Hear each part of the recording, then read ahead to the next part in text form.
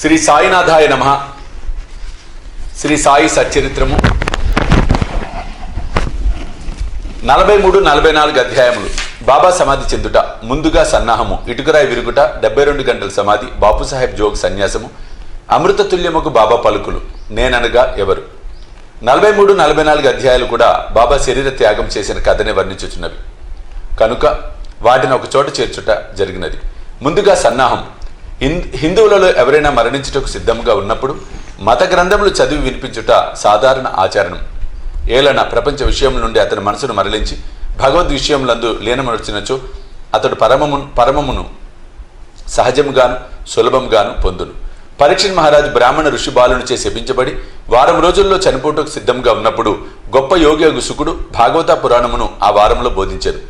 ఈ అభ్యాసం ఇప్పటికీ అలవాట్లో ఉన్నది. చనిపోటుకు సిద్ధంగా ఉన్న వారికి గీత, భాగవతము మొదలు గ్రంథములు చదివి వినిపించెదరు.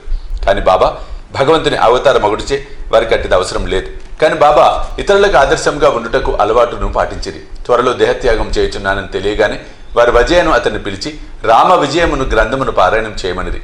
అతడు వారంలో గ్రంథమును పఠించారు. తిరిగి దానిని చదువుమని బాబా ఆజ్ఞాపించగా అతడు రాత్రింబవళ్ళు దానిని చదివి 3 దినములలో 2వ పారాయణం పూర్తి చేశాను. ఈ విధముగా 11 దినములు గడిచాను. అతడు తిరిగి 3 రోజులు చదివి అలసిపోయాను. బాబా అతనికి సెలవిచ్చి పొమ్మనెను. బాబా నెమ్మదిగా ఉండి ఆత్మానుసంధానంలో మునిగి చివరి క్షణముకై ఎదురుచూచుండేది. 2-3 దినముల ముందు నుండి బాబా గ్రామము బయటకు పోవుటకు, భిక్షాటనం చేయుట మొదలగునవి మాని మసీదులో కూర్చున్ను. చివరి వరకు బాబా చైతన్యంతో ఉండి అందరినీ ధైర్యంగా ఉండుడని సలహానిచ్చిరి. వారెప్పుడు పోయేదరో ఎవరికీ తెలియనీయలేదు. ప్రతిదినము కాకాసాహెబ్ దీక్షిత్, శ్రీమాన్ బూటియు వారితో కలిసి మసీదులో భోజనం చేయుచుండేవారు. ఆనాడు హారతి పిమ్మట వారిని వారి వారి బసలకు పోయి భోజనం చేయమనిరి. ఆయనను కొంతమంది లక్ష్మీబాయి సిందే, బాగోజీ సిందే, బాయాజీ, లక్ష్మణ్ బాలాషింపి, నానాసాహెబ్ నిమోర్కర్ అక్కడే ఉండిరి. దిగువ మెట్ల మీద శ్యామ కూర్చొని ఉండెను. లక్ష్మీబాయి సిందేకు 9 రూపాయల దానము చేసిన పిమ్మట బాబా తనకు ఆ స్థలము బాగాలేదని, అందుచేత తనను రాతితో కట్టిన బూటి మేడలోనికి తీసుకుని పోయినా అచ్చట బాగుగా ఉండునని చెప్పాను. ఈ తుది పలుకులాడుచు బాబా బాయాజీ తాత్యాకోత్యపై ఒరిగి ప్రాణములు విడిచాను. బాగోజీ దీన్ని కనిపెట్టాను. దిగువ కూర్చొని ఉన్న నానాసాహెబ్ నిమోన్కర్ ఈ సంగతి చెప్పాను. నానాసాహెబ్ నీళ్లు తెచ్చి బాబా నోటిలో పోశాను. అవి బయటకు వచ్చాను. అతడు బిగ్గరగా ఓ దేవా అని అరిచాను. అంతలో బాబా కళ్ళు తెరిచి మెల్లగా ఆ అనెను. బాబా తమ భౌతిక శరీరం విడిచిపెట్టనని తెలిసిపోయాను. బాబా సమాధి చెందినను సంగతి సిరిడి గ్రామంలో కారు చిచ్చు వలె వ్యాపించెను. ప్రజలందరూ, స్త్రీలు, పురుషులు, బిడ్డలు మసీదుకు పోయి ఏడవసాగిరి. కొందరు బిగ్గరగా ఏడ్చిరి, కొందరు వీధులలో ఏడ్చుచుండిరి, కొందరు తెలివి తప్పి పడిరి. అందరి కండ్ల నుండి నీరు కాలువ వలె పారుచుండెను. అందరూ విచారగ్రస్తులేరి. కొందరు సాయిబాబా చెప్పిన మాటలు జ్ఞాపకం చేసుకొనెను. మునుముందు 8 ఏళ్ల బాలునుగా ప్రత్యక్షమయ్యేదనని బాబా తమ భక్తులతో చెప్పిరని ఒకరనిది. ఇవి యోగీశ్వరుని వాక్కులు కనుక ఎవరునూ సందేహింపనక్కర్లేదు. ఏలన కృష్ణావతారంలో శ్రీ మహావిష్ణువి కార్యమే ఉనర్చెను. సుందర శరీరంతో, ఆయుధములు గల చతుర్భుజములతో కృష్ణుడు దేవకీదేవి కారాగారమున 8 ఏళ్ల బాలుడుగానే ప్రత్యక్షమయ్యను. ఆ అవతారమున శ్రీకృష్ణుడు భూమి భారమును తగ్గించెను. ఈ అవతారము భక్తులను ఉద్ధరించుటకై వచ్చినది కనుక సంశయింప కారణమేమున్నది? యోగుల జాడల అగమ్య గోచరములు. సాయిబాబాకు తమ భక్తులతోటి సంబంధము ఈ యొక్క జన్మది కాదు, అది గడిచిన 72 జన్మల సంబంధం. ఇట్టి ప్రేమ బంధములు కలిగించిన ఆ మహారాజు ఎచ్చటికో పర్యటనకై పోయినట్లు అనిపించడం వలన వారు శీఘ్రముగానే తిరిగి వత్తురన్న దృఢ విశ్వాసం భక్తులకు కలదు. బాబా శరీరం నెట్లు సమాధి చేయవలను అన్న విషయము గొప్ప సమస్య అయ్యను. కొందరు మహమ్మదీయులు బాబా శరీరమును ఆరుబయట సమాధి చేసి దానిపై గోరీ కట్టవలెనంది. కుషాల్ చంద్, అమీర్ సిక్కర్ కూడా అభిప్రాయంనే వెలుబుచ్చిరి. కానీ రామచంద్ర పాటిల్ అను గ్రామ మున్సబు గ్రామంలోని వారందరితో నిశ్చయమైన దృఢ కంఠస్వరంతో మీ ఆలోచన మాకు సమ్మతం కాదు, బాబా శరీరము రాతి వాడలో పెట్టవలసినదే అనెను. అందుచే గ్రామస్తులు 2 వర్గములుగా విడిపోయి ఈ వివాదము 36 గంటలు జరిపిరి. బుధవారం ఉదయం గ్రామంలో జ్యోతిష్కుడును శ్యామకు మేనమామకు లక్ష్మణ్ మామ జోషికి బాబా స్వప్నంలో కనిపించి చేయిపట్టి లాగి ఇట్లనెను. త్వరగా లెమ్ము, బాపు సాహెబ్ నేను మరణించి తిని అనుకొనుచున్నాడు. అందుచే అతడు రాడు. నీవు పూజ చేసి కాకడ హారతిని ఇమ్ము.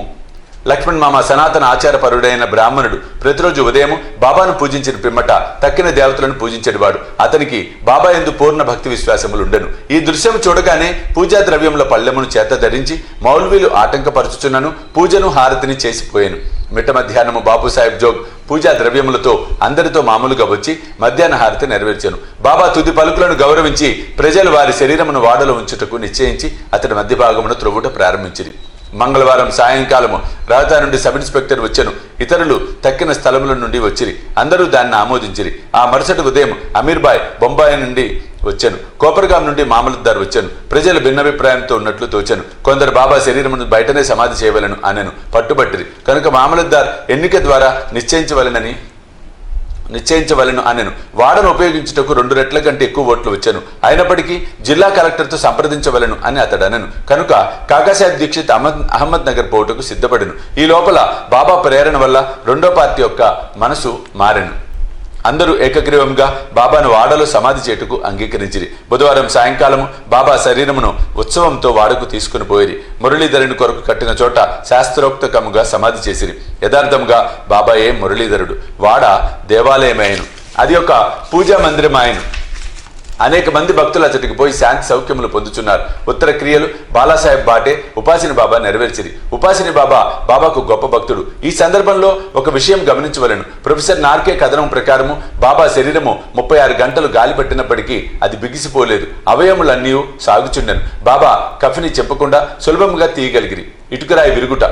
బాబా భౌతిక శరీరం విడిచుటకు కొన్ని దినముల ముందు ఒక దుశ్శకునం అయ్యను. మసీదులో ఒక పాత ఇటుక ఉండెను. బాబా దానిపై చెయ్యి వేసుకొని కూర్చుని ఉండేవారు. రాత్రులందు దానిపై ఆనుకొని ఆసనస్తులగుచుండ్రి. అనేక సంవత్సరములు ఇట్లు గడిచెను. ఒకనాడు బాబా మసీదులో లేనప్పుడు ఒక బాలుడు మసీదును శుభ్రపరచుచు దానిని చేతితో పట్టుకుని ఉండగా అది చేతి నుండి జారి కింద పడి 2 ముక్కలైపోయాను. ఆ సంగతి బాబాకు తెలియగానే వారు మిగులు చింతించి ఇట్లని ఏడ్చిరి. ఇటుక కాదు, నా అదృష్టమే ముక్కలు ముక్కలుగా విరిగిపోయినది. అది నా జీవితపు తోడు నీడ. దాని సహాయము వలననే నేను ఆత్మానుసంధానము చేయుచుండెడి వాడను. నా జీవితమునందు నాకెంత ప్రేమయో దాని అందు నాకంత ప్రేమ. ఈరోజు అది నన్ను విడిచినది. ఎవరైనా ఒక ప్రశ్న అడగవచ్చును, బాబా నిర్జీవి ఇటుక కోసం ఇంత బాధపడనేలా? అందులో ఒక భయమాడి పందిట్లు సమాధానం ఇచ్చాను. యోగులు బీదవారికి నిస్సహాయులకు సహాయం చేయుటకే అవతరించెదరు. వారు ప్రజలతో కలిసి మసలున్నప్పుడు ప్రజల వలె నటింతురు. వారు మనవలే బాహ్యమునకు నవ్వెదరు, ఆడెదరు, ఏడ్చెదరు. కానీ లోపల వారు శుద్ధ చైతన్యులే. వారి కర్తవ్య విధులను ఎరుగుదురు. 72 గంటల సమాధి. ఇటుక విరుగుటకు 32 సంవత్సరముల పూర్వము అనగా 1886 సంవత్సరంలో బాబా సీమోల్లంఘనం చేయ ప్రయత్నించెను. ఒక మార్గశిర పౌర్ణమి నాడు బాబా ఉబ్బసం వ్యాధితో బాధపడుచుండెను. దాన్ని తప్పించుకున్నట్టుకై తన ప్రాణమును పైకి తీసుకుని పోయి సమాధిలో ఉండవలను అనుకొని భక్త మహల్సాపతితో ఇట్లనిరి, నా శరీరమును 3 రోజుల వరకు కాపాడుము. నేను తిరిగి వచ్చినట్లయితే సరే, లేని ఎడల నా శరీరమును ఎదురుగా ఉన్న ఖాళీ స్థలములో పాతిపెట్టి గుర్తుగా 2 జెండాలను పాతుము అని స్థలమును చూపిరి. ఇట్లనుచు రాత్రి 10 గంటలకు బాబా కింద కూలెను. వారి ఊపిరి నిలిచెను. వారి నాడి కూడా ఆడుకుండెను. శరీరం నుండి ప్రాణము పోయినట్లు ఉండెను. ఊరి వారందరూ అతడు చేరి న్యాయ విచారణ చేసి బాబా చూపిన స్థలంలో సమాధి చేటుకు నిశ్చయించిరి. కానీ మహల్సాబతి అడ్డగించను. తన ఒడిలో బాబా శరీరం ఉంచుకొని 3 రోజులు అట్లే కాపాడుచూ కూర్చుండెను. 3 దినముల పిమ్మట తెల్లవారుజామున 3 గంటలకు బాబా శరీరంలో ప్రాణం ఉన్నట్లు కనిపించెను. ఊపిరి ఆడన ఆరంభించెను. కడుపు కదిలెను. కళ్ళు తెరిచెను. కాళ్ళు చేతులు సాగతీయచు బాబా లేచెను. దీనిని బట్టి చదువరులు ఆలోచించవలసిన విషయం ఏమన్నా, బాబా 3 మూరల శరీరమా లేక లోపల ఉన్న ఆత్మయ? పంచభూతాత్మకమగు శరీరము నాశనమగును. శరీరం అశాశ్వతము గాని లోనున్న ఆత్మ పరమసత్యము, అమరము, శాశ్వతము. ఈ శుద్ధ సత్తాయే బ్రహ్మము. అదియే పంచేంద్రియములను మనసును స్వాధీనమందుంచుకొనున్నది, పరిపాలించున్నది. అది ఏ సాయి. అదియే ఈ జగత్తునందు గల వస్తువులన్నిటి అందు వ్యాపించి ఉన్నది. అది లేని స్థలము లేదు. అది తాను సంకల్పించుకొనిన కార్యమును నెరవేర్చుటకు భౌతిక శరీరం వహించెను.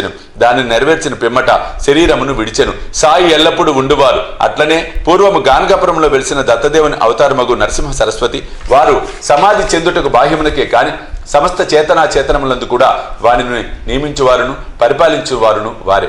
ఈ విషయం ఇప్పటికీ సర్వస్వ శరణాగతి చేసిన వారికి, మనఃపూర్వకంగా భక్తితో పూజించిన వారికి అనుభవనీయమైన సంగతి. ప్రస్తుతము బాబా రూపము చూడ వీలు లేనప్పటికీ మనం షిరిడీకి వెళ్ళినచో వారి జీవితం ఎత్తు పటం మసీదులో ఉన్నది. దీనిని శ్యామరావు జేకర్ అని గొప్ప చిత్రకారుడును బాబా భక్తుడును వ్రాసి ఉన్నాడు. భావకుడు భక్తుడైన ప్రేక్షకునికి ఈ పటము ఈనాటికి బాబాను భౌతిక శరీరంతో చూసినంత తృప్తి కలుగుచేయను. బాబాకు ప్రస్తుతము భౌతిక శరీరము లేనప్పటికీ వారక్కడనే కాక ప్రతి చోట నివసించుచు పూర్వం వలనే తన భక్తులకు మేలు చేయుచున్నారు. బాబా వంటి యోగులు ఎన్నడూ మరణించరు. వారు మానవుల వలె కనిపించినను నిజముగా వారే దైవం. బాపుసాహెబ్ జోగ్ సన్యాసం. జోగ్ సన్యాసం పుచ్చుకొనిన కథతో హేమాడ్పంతి అధ్యాయంను ముగించుచున్నారు. సకారాం హరి ఉరఫ్ బాపుసాహెబ్ జోగ్ పూణే నివాసియకు సుప్రసిద్ధ వార్కరి విష్ణుబువా జోగ్ గారికి చిన్నాయన.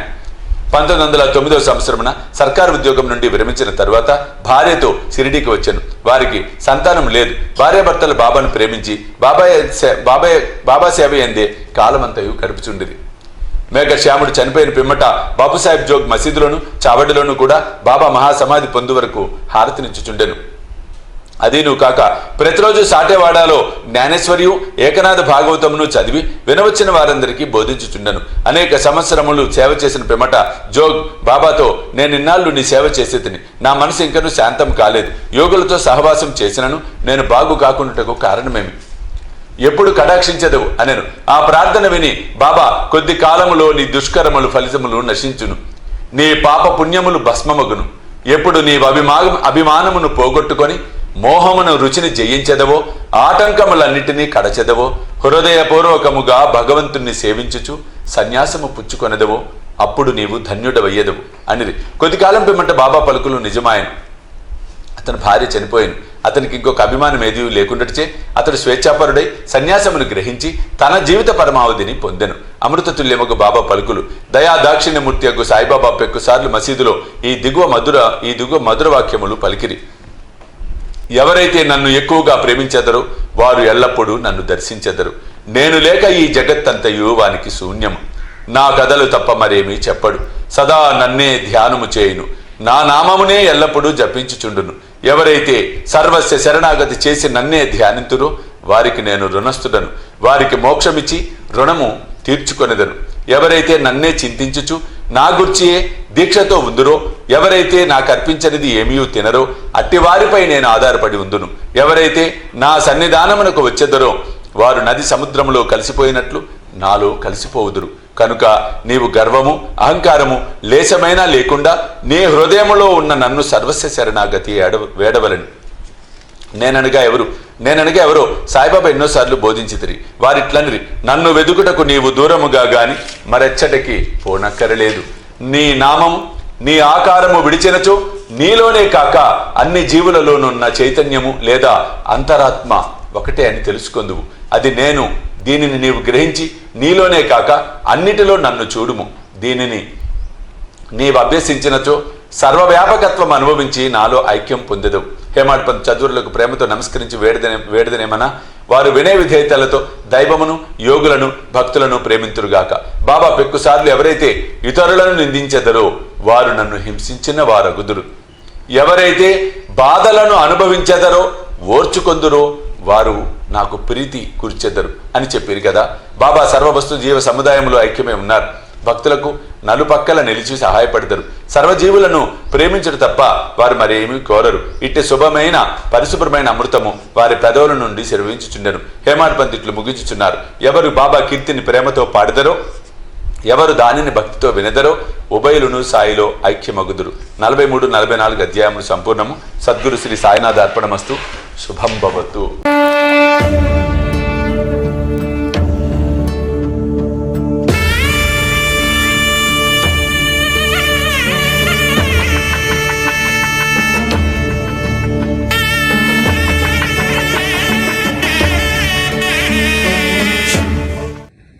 సాయి దివ్య రక్ష కవచ యంత్రానికి